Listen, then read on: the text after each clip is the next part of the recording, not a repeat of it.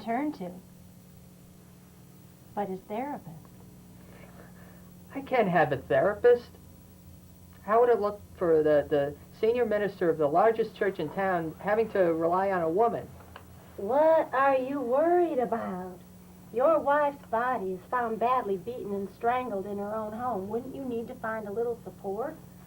Just because I happen to be a young, beautiful, enticing woman shouldn't have anything to do with the work and comfort I can provide.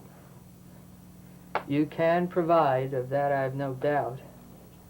But I've just got to keep busy. All of the things that have happened in the past few weeks and discovering my wife's body, I've got so many things to take care of. If I show any weakness now, then everything that I've worked for, all of my dreams of having a following would be destroyed.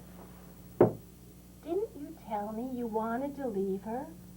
Didn't you tell me that if it weren't for your children and your position in the community that you would have left her in a New York minute? Well, yes, but... No buts. What is it you want?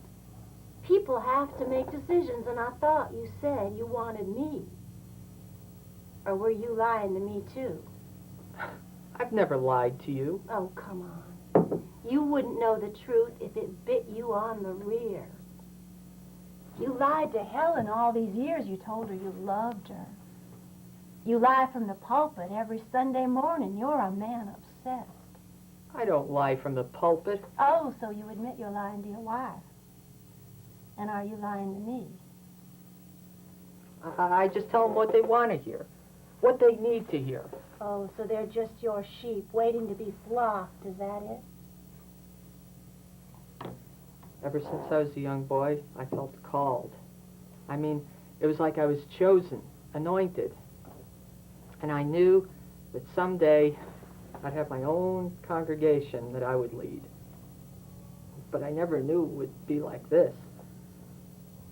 Well, what do you mean? Didn't you marry your Madonna? Don't you have two beautiful kids? Aren't you the pillar of the community? Everything you always wanted to be. That's right. Everything I always wanted. Everything I always wanted to be. And everything I thought would make me happy. And are you happy, John? You know good and well I'm not. I've told you often enough. I started coming to your office to see if I could ever understand my wife. And then when we continued with house calls, I began to see that everything I wanted was just a bunch of lies. Look good on the outside, but ache like hell on the inside. Everything I've been telling my parishioners about the way it's supposed to be, and I find out in my own life it's all a fraud. Sounds to me like you're ready for a heavy dose of therapy. That doesn't sound like a bad idea. But you know, there's not a thing I could do here. I mean, I can't even call you from my car phone anymore. When the police came by, they said that they had records that I'd called you twice on the night of the accident. Accident? Are you sure you're feeling all right, honey? The last thing I would ever do is call that an accident. And so what if you call me twice? I happen to be your counselor. What are you afraid of? It just wouldn't look right. Look. That's all you're concerned about, isn't it? How you look to the public, how you're perceived. You married Helen because she looked good next to you from the pulpit. She could help advance your career, help move you out of that small wooden church in the country into a large congregation in the city. Nobody hosts ladies' teas in the afternoon better than she does. So what is it else you could want? Could it be excitement? Well, I think I've had a little more excitement than I can handle. When I first met you, it was more exciting than I ever thought I deserved. But since then, this thing called excitement has become a nightmare. I mean, what if she comes too? Well, so what? Isn't that what you told the press and the police that you want? Well, yes, that's what I told them, but you know that would be the worst thing that could happen now. Wait a minute. What are you talking about? That wouldn't keep us apart. I mean, when you and I got together, we both knew you had a wife. That's not what I mean. I mean, I know I'm not the first minister to have an affair, but I never realized how much it would mean for us to be together. Well, I knew it. From the first time you walked into my office, I knew there was something special between us. And I wasn't going to do a thing to stop it. You mean you could stop something like that? Of course. But I knew you couldn't, so I wasn't about to. You're more wicked than I thought. But you sure have made me feel proud to be a man. And you have a problem with that? My problem is that I only feel complete and powerful doing two things. One is when I preach to the masses, have them right in the palm of my hand. Nothing's better. Except maybe when I'm alone with you. Well, you don't have to choose between me and them. Aren't you forgetting something, hon? I'm still married, and every policeman and reporter in town is all over my house trying to find out who did this. Well, what are you afraid of? We can always go to my house. Don't you get it? They're following me. I mean, you may not know it now, but they will know you're here. Wait a minute. I'm your therapist. You need to talk to somebody. What are you afraid of? I mean, if she dies, you don't have anything to worry about. If she stays in a coma, everyone will understand you're needing a therapist. But if she comes to, we're back to where we started. No, we're not. Why not? Because Helen knows about us. So what? How'd she find out about us anyway? I'm not sure. She started asking me questions about it a few days before I found her. Well, what made her start asking? You and I have every right to be together as counselor and patient. Someone wrote her a letter explaining to her that I was involved with someone else. You still have the letter? Well, what did it look like? Was it handwritten or typed?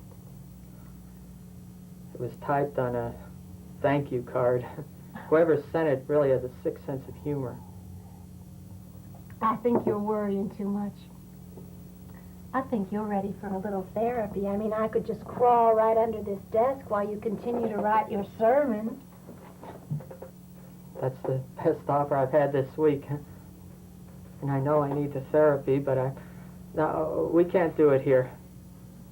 You have a better place in mind? Oh, I've got plenty of places in mind, but none that I know the police won't follow us. And anyway, would this be a free session, or would I have to pay? I have given you plenty of free sessions. And you owe me for a lot more than that. I'm not sure I follow you. I mean, I paid for every dinner and session. What else could I owe you? You used to have a wife, remember? I still do. She's just not in very good shape. Well, I'm in plenty good shape. And you've already confessed to me that I make you forget you've ever been married. But right now, I still am, so things look bad. So let's not make them look any worse. I thought we had worked on that. We have, I know. I shouldn't worry about how things look, but the way things are. And how are things? When I'm with you, wonderful. Then why don't you want me around? Because of the way things look. Don't you realize things look like hell right now, so you might as well face reality? Reality is I just hired the best lawyer in town because I'm the only suspect the police have. Well, then all your problems are solved. We just need to find you another suspect. That's right. Would you do that for me? You mean you want me to be a suspect? Well, you've done everything else to get me into this mess. Why don't you do something to get me out? I haven't done anything to get you into this mess, and anyway, I like my freedom. Are you asking if I would go to jail for you? Anyway, wouldn't that cause a whole lot more problems? Having your therapist be the one who arranged the problems in your home life? Don't you remember? I'm supposed to be the one who solves your problems, not creates them. Oh, what a fine mess you've got me into, Ollie. How did I get you into this mess? All I've done is be available when you've needed me. Well, maybe I need you too much. I haven't any complaints. The way you need me has always been a relief. This relief effort has caused more of a tragedy than the one it was supposed to cure. Falls in your court. But every time you knock it back, it comes harder and faster. I'm not sure I want to play anymore. What's the matter, baby? Stakes too high? I'm tired of trying to juggle you and my position in life. Somehow it's got to come to a stop. Well, maybe we can't stop the world, but why don't we run away to a small tropical island? I don't think there's a thing I'd enjoy more than to be alone with you. But what about the people I'd leave behind? You wouldn't be talking about your wife, would you? What I really was thinking about was my parishioners and my children. Do you realize you haven't mentioned your wife once except to talk about this problem you're in? Let me ask you again. Do you want her to recover? I'm afraid that's the worst possible thing that could happen now. Why? That wouldn't keep us apart. Or are you afraid she might tell who the attacker was? Well, why would I be afraid of her telling who the attacker was? You don't think I did it, do you?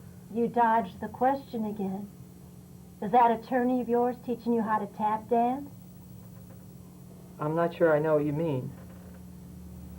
You haven't once claimed your innocence. All you keep talking about is how deep this hole is that you're in. What if I did do it? Would you still run off with me? Would you ever feel comfortable knowing you're next to a murderer?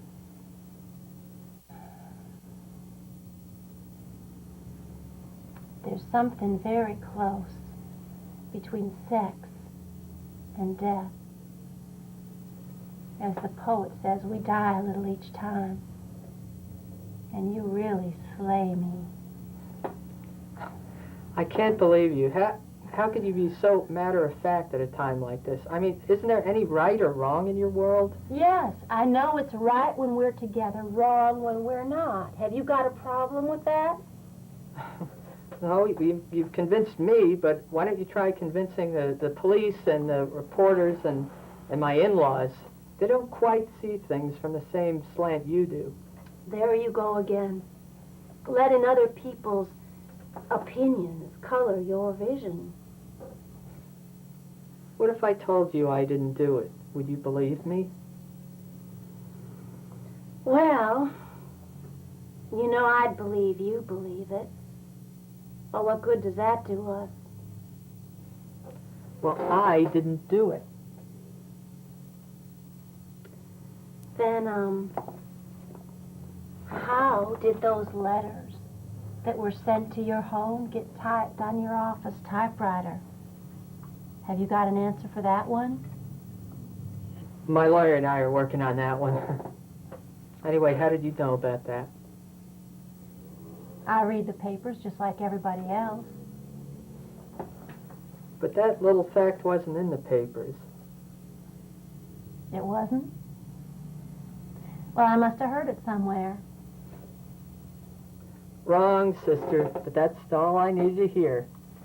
Did you get that? Loud and clear. That will at least give us another suspect with a motive. What you said there may be enough to keep me out of prison. You You haven't got enough evidence to put anything on me. Well, maybe not, but at least what you said, there's enough circumstantial evidence to keep me from going to jail. I only did what you asked me to do. Wait a minute, let me turn off the intercom. So, if we can maybe keep them confused enough, maybe we can run off to California and they wouldn't have enough evidence to extradite us. You are a very sick man. I think you're going to need to be in my therapy for years and years.